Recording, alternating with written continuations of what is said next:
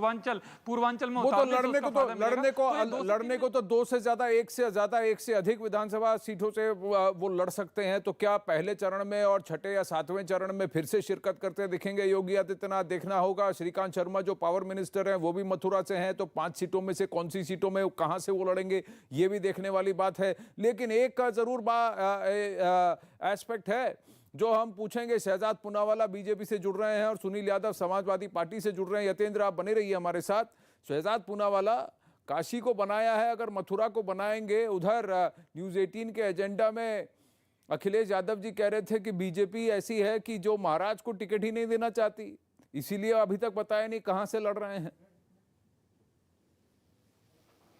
देखिए, ऐसा है कि बीजेपी समाजवादी पार्टी की तरह एक कुनबे की, एक परिवार की पार्टी नहीं है। तो यहाँ पर जो भी फैसला होता है वो सामूहिक तरीके से तमाम लोगों से राय मशवरा करके होता है, ना कि एक परिवार तय करता है कि यहाँ पर किसको कैसे लड़ना है, कि कहाँ से लड़ना है। तो जाहिर तौर से अगर जो परिवार तंत्र में पले बड़े हैं उनको लोकतांत्रिक प्रक्रियाओं से वो थोड़ा सा अपरिचित है, तो मैं अखिलेश यादव जी को इसका दोष नहीं देता। वो परिवार तंत्र, कुनबा तंत्र से वो जुड़े हुए हैं। जहाँ तक सवाल है कहाँ से लड़ेंगे योगी आदित्यनाथ जी, तो देखिए, आज जो ऐतिहासिक काम योगी आदित्यनाथ जी की सरकार ने प्रधानमंत्री मोदी के गाइडेंस में किया है, वो ऐतिहासिक काम इस प्रकार का है कि आज हमने गन्ना किसानों को जो भुगतान दिया है 4 सालों में, वो 10 साल में ये लोग नहीं दे पाए। जो हमने खरीद गेहूं और धान की है, वो 10 सालों में समाजवादी बसपा नहीं कर पाए। जो आज क्राइम का रेट घटा है, जो आज अनएम्प्लॉयमेंट अखिलेश यादव के जमाने में 18% था, वो आज 4.1% पर आया सीएमआई की रिपोर्ट के द्वारा। आज हमने 15 करोड़ लोगों को 2 साल तक मुफ्त राशन देने का काम किया है कोरोना काल में। आज चीनी मिलें जो इन्होंने बंद करवाई थी 31, हमने चीनी मिलें खुलवाकर रिकॉर्ड चीनी का प्रोडक्शन करवाया है। आज हमने 36,000 करोड़ के किसानों के लोन माफ करवाए, इन्होंने एक फूटी कौड़ी नहीं दी। हमने 2.5 करोड़ शौचालय बनाए, हमने 1.5 करोड़ से ज्यादा उज्ज्वला सिलेंडर महिलाओं को दिए हैं। आज हमने 2.5 करोड़ से ज्यादा किसानों को किसान सम्मान निधि दी है। तो अगर योगी आदित्यनाथ जी किसी भी सीट से लड़ते हैं तो वो विजयी ही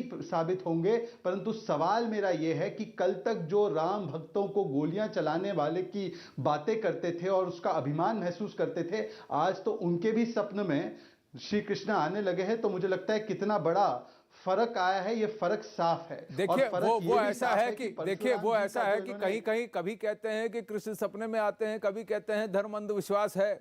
कहीं जो जिस परशुराम की मूर्ति का अनावरण करते हैं उसका फरसा ही टूट जाता है और बताया जाता है कि वो स्थल ही विवादित है जिस पर वो मूर्ति लगाई गई थी। तो बहुत सारी बातें हैं, आरोप प्रत्यारोप तो चलते रहेंगे। लेकिन सुनील यादव जी, बीजेपी की तो पार्लियामेंट्री बोर्ड है जो कि तय करेगी कौन कहां से लड़ेगा, लेकिन अखिलेश यादव अभी तक क्यों नहीं डिसाइड कर पाए? आनंद जी, मुझे लगता है कि बीजेपी की पार्लियामेंट्री बोर्ड है तो क्या समाजवादी पार्टी की पार्लियामेंट्री बोर्ड नहीं है? आप तो बड़े पत्रकार हैं, इतनी जानकारी तो आपको होनी चाहिए।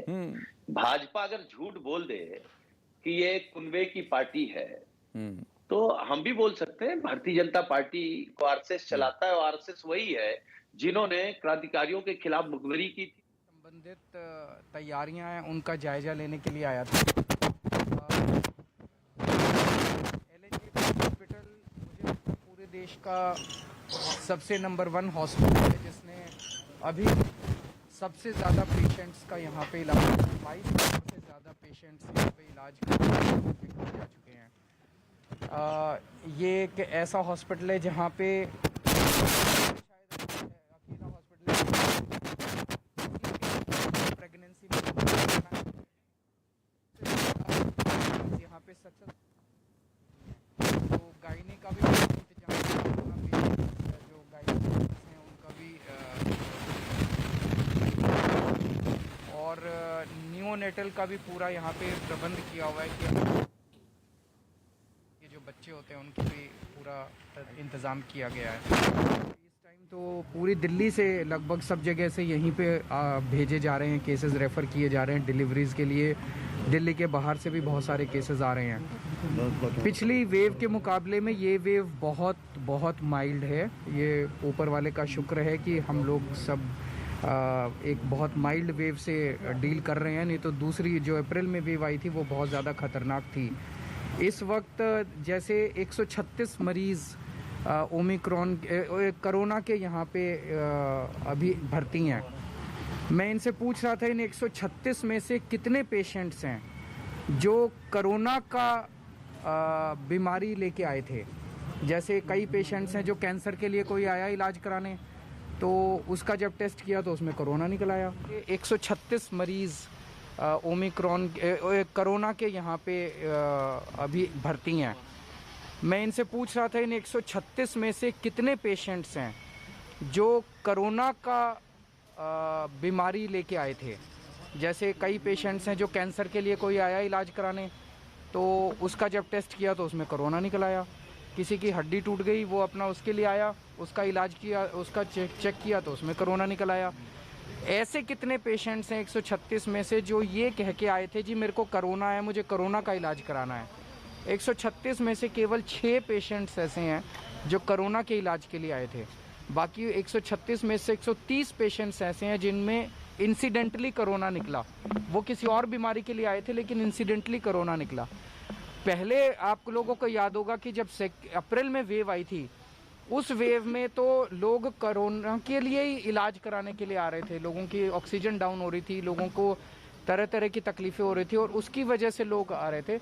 ऐसे लोगों की संख्या इस बार बहुत ज़्यादा कम है। तो पूरे दिल्ली में आज जो 2-2.5 हज़ार के करीब लोग अस्पतालों में एडमिट भी है, टोटल सारा मिला के, उनमें मैं समझता हूं कि ऐसे लोगों की संख्या बहुत कम होगी जो केवल कोरोना की बीमारी के लिए अस्पताल में आए। मोस्टली इनमें ऐसे पेशेंट्स हैं जो कि इंसिडेंटली उनको कोरोना है। तो दिल्ली सरकार पूरी तरह से तैयार है। अगर बड़ी संख्या में केसेस बढ़ते भी हैं, लेकिन केसेस का नंबर बढ़ रहा है, केसेस ज़्यादा आ रहे हैं, लेकिन अस्पतालों के अंदर लोग मरीज कम भर्ती हो रहे हैं। अस्पतालों के तौर पे हम पूरी तरह से तैयार हैं, लेकिन कुदरत की कृपा है कि हम अभी इस वक्त लोगों की हॉस्पिटलाइजेशन की भी ज़रूरत नहीं पड़ रही और डेथ्स भी इस बार बहुत कम है। अभी कल केंद्रीय स्वास्थ्य सचिव ने चिट्ठी लिखी है और तैयार करने को आईसीयू सब दिल्ली की व्यवस्था क्या है, क्योंकि उस लिहाज से भी अगर देखें तो उनका कहना है कि हो सकता है कि आने वाले समय में इसकी ज़रूरत पड़े, क्योंकि मैंने जैसे कहा कि हम पूरी तरह से तैयार हैं।